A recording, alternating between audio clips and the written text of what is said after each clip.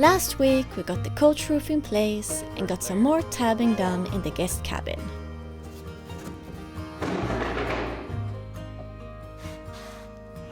Det var nice.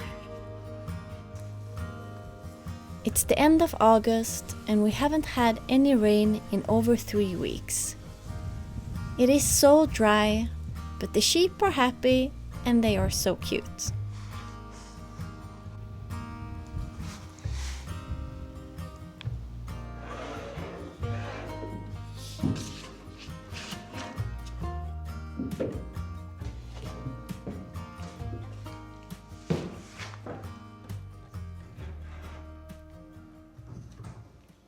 So I've decided that the next thing to do in the build is to continue with the top piece here of the coaming all the way back to the cockpit, or where the cockpit starts. And that's because I want to lock in the line also up here, the same type of line that we already have down at deck level, so that we know that we have a truly fair curve all the way back to the cockpit. And that's why I have put up this button, just to check how the lines are. And it's really necessary because I have this piece as a cutting file, but because it's so narrow, it's not very rigid. So I need something to guide that piece once it's time to glue it in. And it's very important now that these lines are correct and that we have a truly fair curve, because otherwise that will affect the backrest and the position of the coaming in the cockpit. And a small deviation up here could be a pretty big error once we get back to the stern. So that's why it's so important to keep track of this. So once we have this top piece in place, I will move this button further back before we glue the side pieces in, and also check the position sideways, that the curve is true and fair all the way. And it's quite many meters. So maybe I will fix a longer button for that. Would be nice to have one that stretches the whole span here. But first I will start cutting this piece and we'll see how well it fits the curve that we have right now.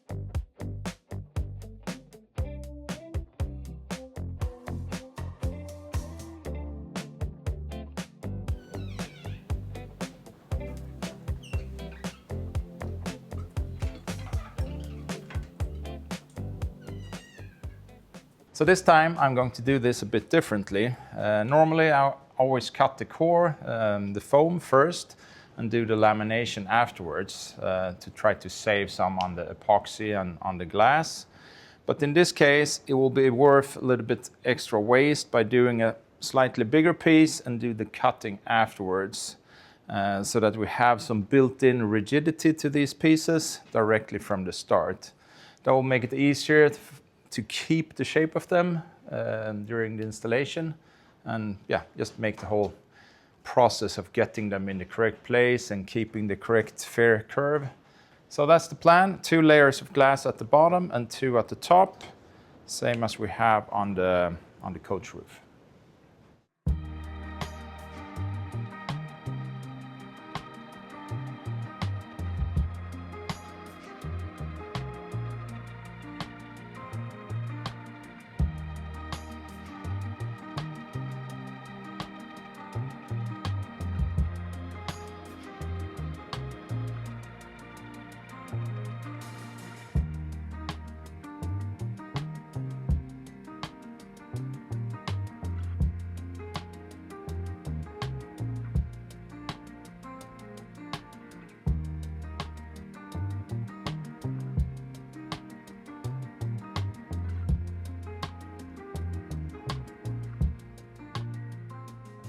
klättrar dit. Och hämtar den rockrinnan.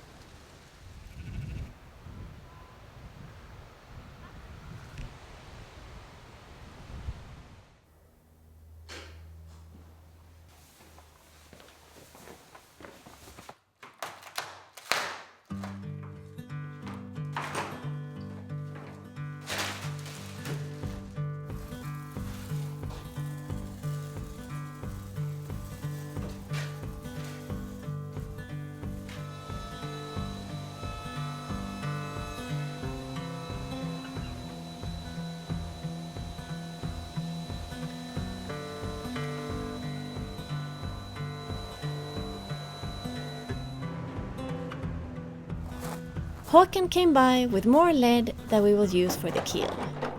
We've been storing it at his place, and it was so kind of him to drive it down to us.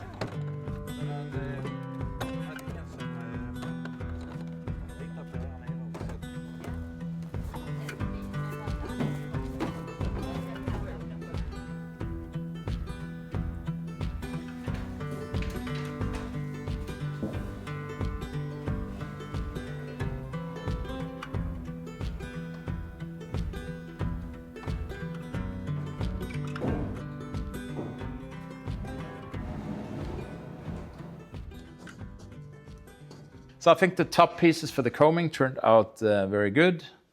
We have that fair curve now that I was looking for, and since these pieces were already laminated, they keep their shape pretty well. It was a lot of work cutting them though. I wasted 2 router bits cutting these because all the glass was already on them. So that's one of the reasons why I like to cut the foam before I do the lamination, because cutting something accurate with the router costs quite a lot of money, because those router bits in tungsten are quite expensive. So it's better to waste some jigsaw blades when you already have the shape and just trim off the excess glass. But anyway, it was worth it in this case, because now we have a really accurate piece with the glass on there and some rigidity to these top pieces already. Not enough to stretch the span that we have on the starboard side up and down. As you can see, it's sagging a bit in the middle, but that doesn't matter right now. On this side, I have put this piece on the top to make the measurements in between here more accurate. So that's the next step, start producing this side panel here. And I have decided that I want to make the side panel here in one piece, to laminate the whole thing in one go on both sides.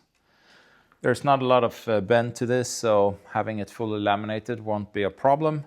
And like I said many times now, I have these 2 lines to follow, so it will be quite straightforward to get that panel in place once we have it laminated.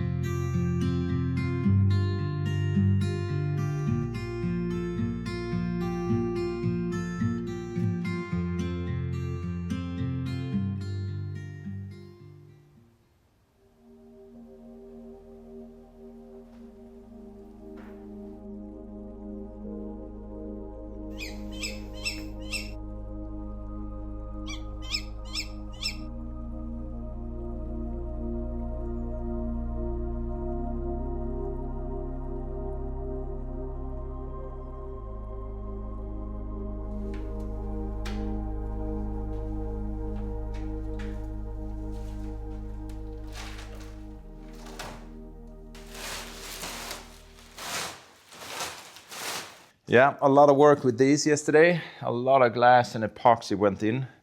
14 kilos of epoxy and yeah, what was it? 16, 17 kilos of glass.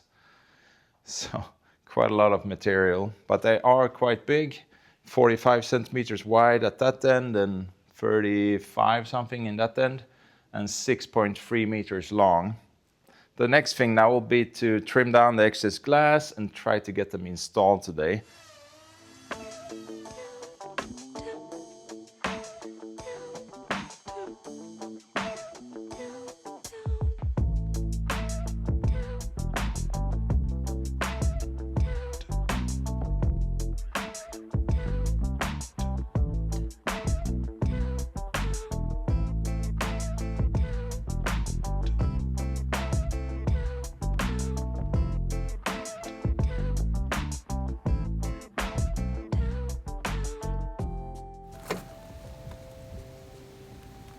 Yesterday, Vera and I picked up more rocks from it's one of the boys in Vera's class. His dad is a farmer and they had tons of rocks that they had collected over the past year. So I picked a bunch of smaller rocks because I will do a little path with rocks for the entrance here to the kitchen garden. At the moment there's just dirt, so I will dig up and then place rocks in this special sand that you use. So I'm gonna empty the car and put them all here. These are Vera's rocks that she collected, that she was gonna use for one of her little tree houses that she has over here. And she was very determined that we had to divide my rocks from her rocks. They couldn't touch each other. So this was the divider.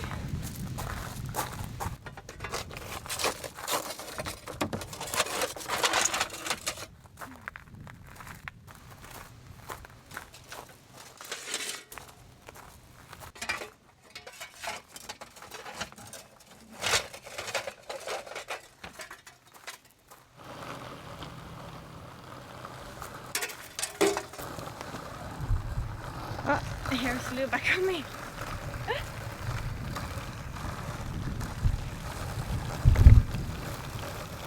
Luba's trying to run over the camera.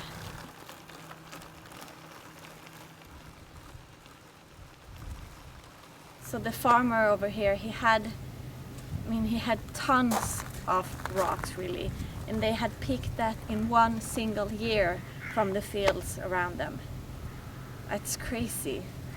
And I don't think we've ever told what the name of our little neighborhood is called. It's actually called Plågan, which translates to like misery in English. So when you come into the road from the main road, you have a sign saying misery. And our farm is actually called Big Misery. And then we have Middle Misery and Little Misery, two other farms over here. And when we bought the farm, we were like, why that name? Why Plågan? And they explained to us that the farmers named this area Plågan, Misery, because of the thick clay in the soil and the earth and all the rocks. So it was a real pain and misery to use the fields over here to be able to grow something. So it's quite funny actually. Most people around here, they know where Plågan is because it has such a unique name.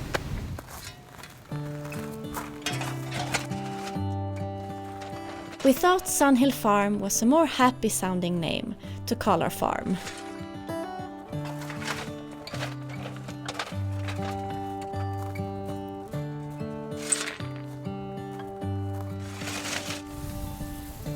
I had to water the ground constantly because the soil was hard like concrete.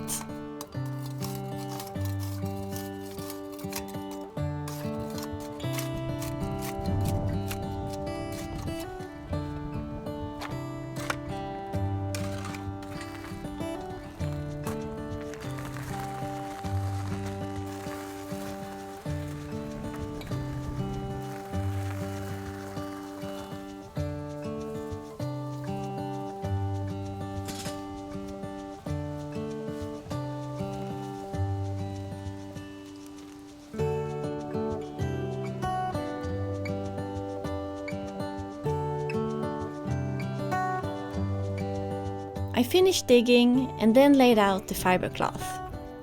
I also managed to get the stone dust, but then I needed to stop for the day, so to be continued.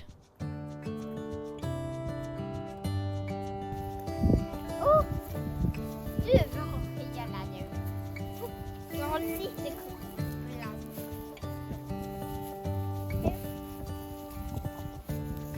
Ja, det är gott.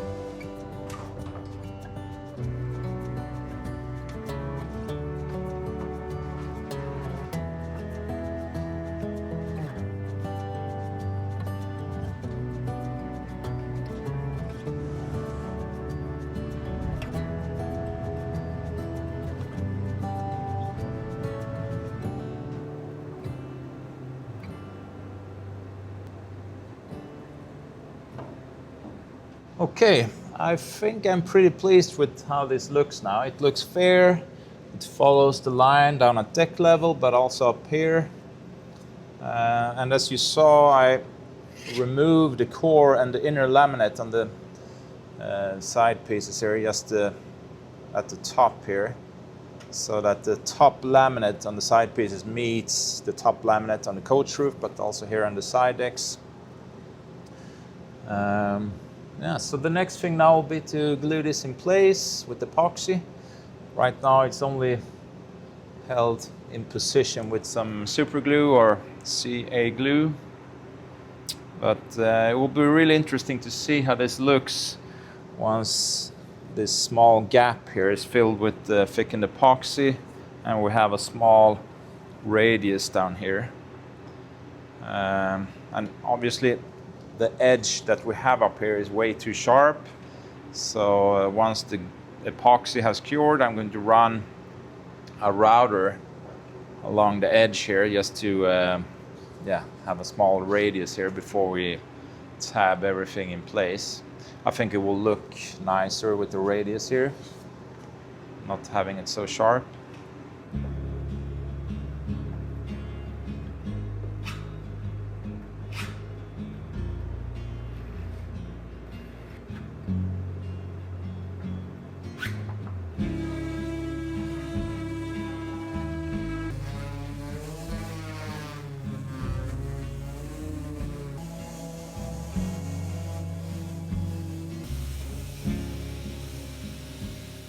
So the port side of the coaming is in place, and I just sanded it a little bit to make it look a bit better. I think it looks really good and fair. I don't think we have to do or use too much of fairing on this. Obviously there's lots of more work to be done on this before it's finished. We need to tab everything in, also the coach roof, but I don't have more time for this week's episode. So in next week I'm going to install the starboard side, and then this area in here is really starting to take shape. Already now you can feel, you get the feel for the size of the saloon area up here, which is really nice, where the edges are going to be on those side windows. But like I said, next week will be the starboard side of the coaming. And then I'm also thinking it's time to turn my attention towards the stern of the boat and start working on the side decks and parts of the cockpit. But this is it for this week, and as always, thanks a lot for watching, and a massive thank you to all of our patrons. You really make this possible, so thanks a lot for supporting our videos. Hope to see you back here next Friday. Take care. Bye-bye.